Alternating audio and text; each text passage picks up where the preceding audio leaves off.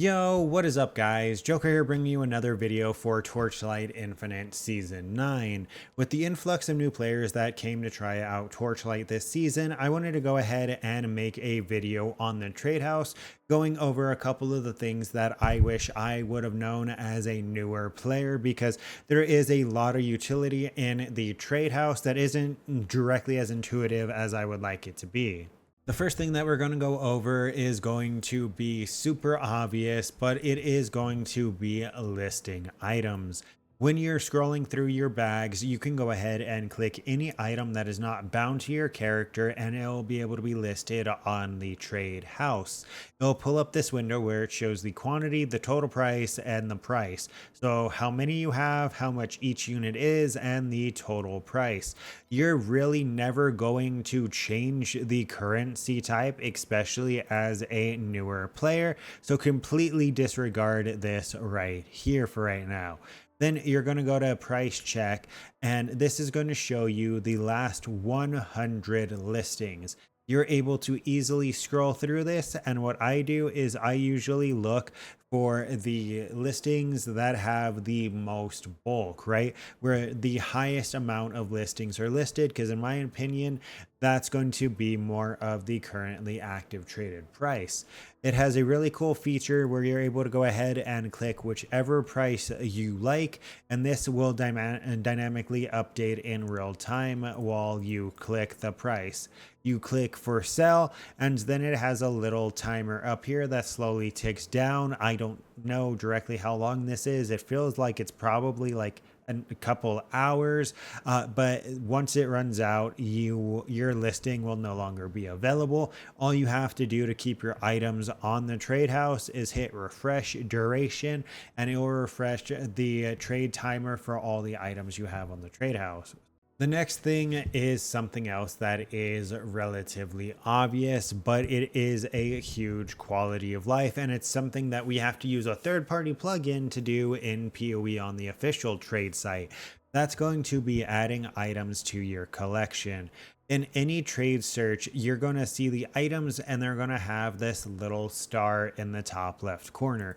If you go ahead and click this star, what it's going to do is add the item to your collection, which essentially bookmarks the item for you, and it will stay there until it is either bought or removed from the trade house.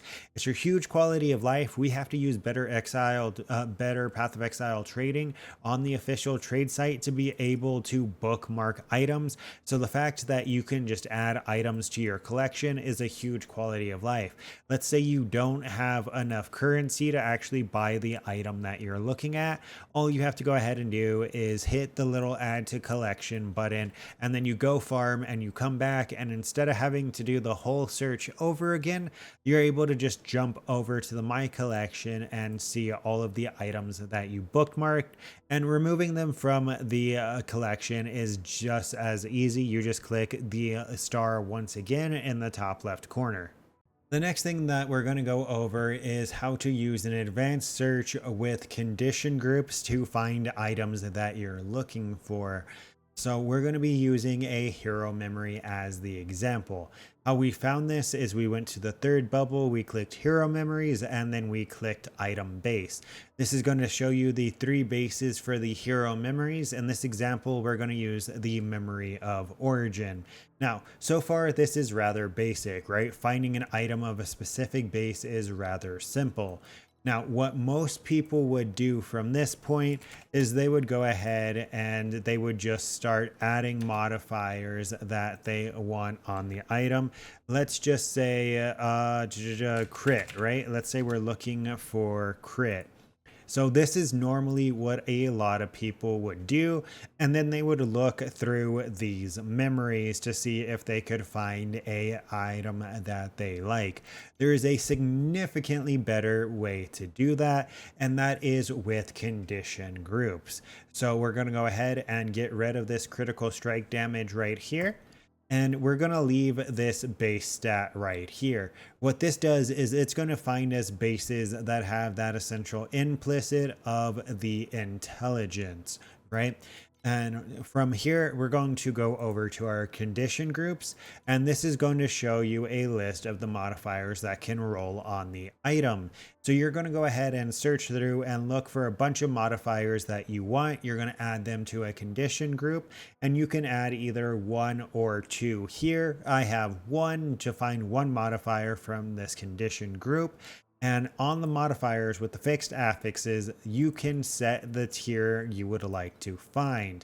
You have to go ahead and click the fixed affix, click the drop down, click the tier you want, and you have to click confirm.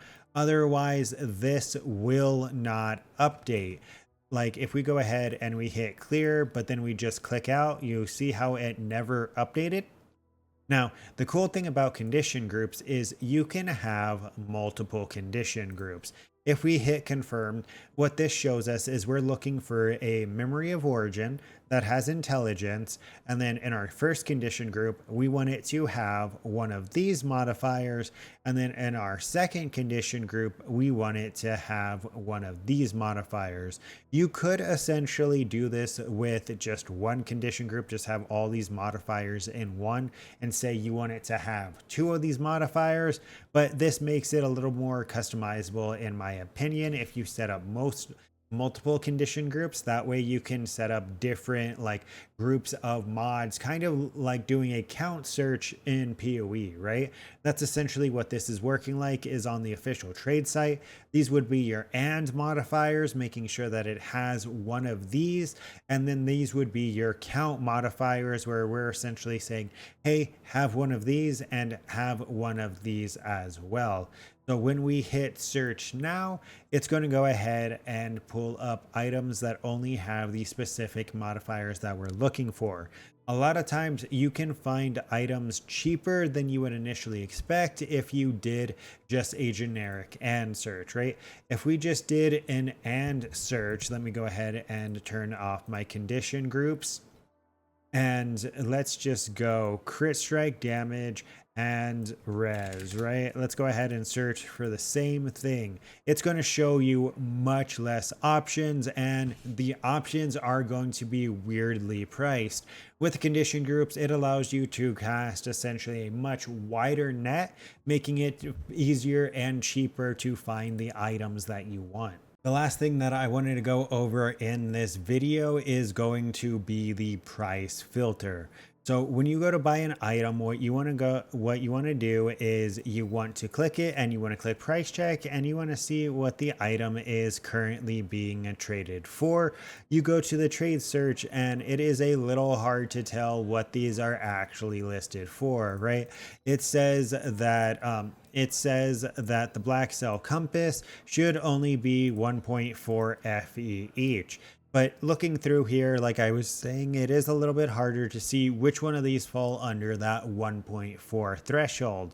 What you're going to want to do is hit price filter. This is going to open up the price settings and allow you to search unit price or total price. If you only have 100 FE, you can set a total price, and it will show you everything that is under 100 FE, right? Alternatively, if you want to make sure that you're buying items for the correct price, you're going to set it for the price that it shows on the price checking tool, and then you're going to hit confirm. As you can see, none of these are showing for the price that it was showing on the price check tool. This is also a good way to validate if the price check tool is really accurate, because it only shows you the last 100 listed, right? So a lot of these were probably listed before the last 100. And as you can see, we're on 23 pages and we still haven't found anything that reflects of the 1.4 FE each. So what we want to go ahead and do is, let's say 1.6, right? That's going to go ahead and highlight a lot more of the options, meaning that when you're selling black cell compasses, you're probably going to want to sell them for 1.6 as opposed to what the trade site, what the price check tool says. As well as this is going to go ahead and help you make sure that you're not overspending by just making sure you block out all of the bad options, right? 28 FE for 4 compasses is kind of insane.